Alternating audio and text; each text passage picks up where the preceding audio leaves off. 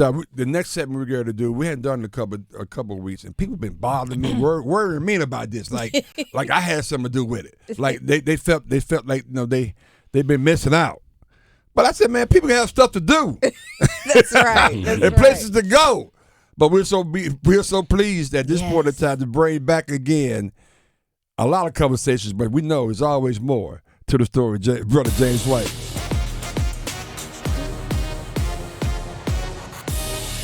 Brother White, how you doing, man? Good morning. We missed you.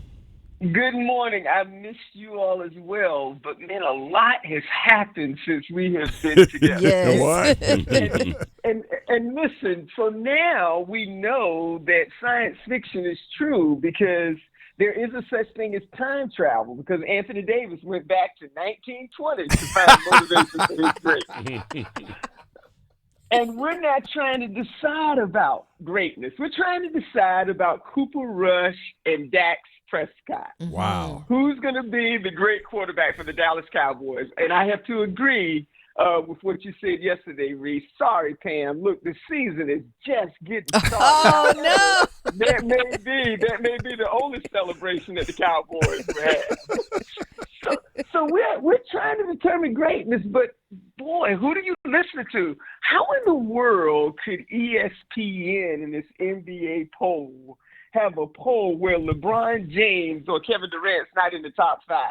Mm-hmm. And so we're trying to figure out leaders. I think you have leaders, you have good leaders, and you have great leaders. Great leaders are driven by passion and purpose, and they often find themselves in a place where sometimes their purpose has to exceed their platform. Come on now. Ralph Waldo Emerson said it this way: do not follow where the path may lead. Go instead where there is no path and leave a trail. You see, great leaders have the proper mathematical operation. Some leaders mathematically subtract. They only go places and lead, but they take away from other people in order to build their leadership. That's right. Some leaders live by addition. They gain followers and they have great crowds, but after a while, they're soon forgotten. But great leaders are multipliers. They multiply their influence to where they may only be one person in a unique place, but their influence will last for generations. There's only been a few leaders in sports that have been able to do this.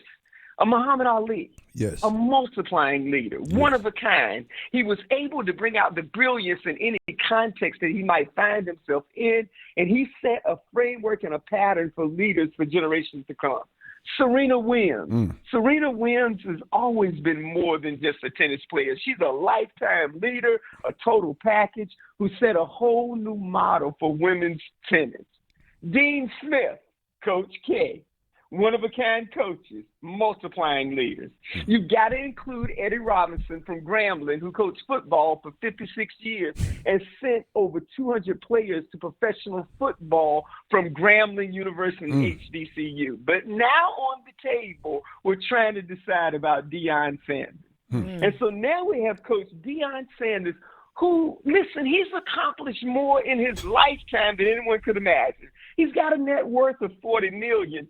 He was an NFL athlete who played for the Atlanta Falcons, San Francisco 49ers, Dallas Cowboys, Washington Commanders, and the Baltimore Ravens.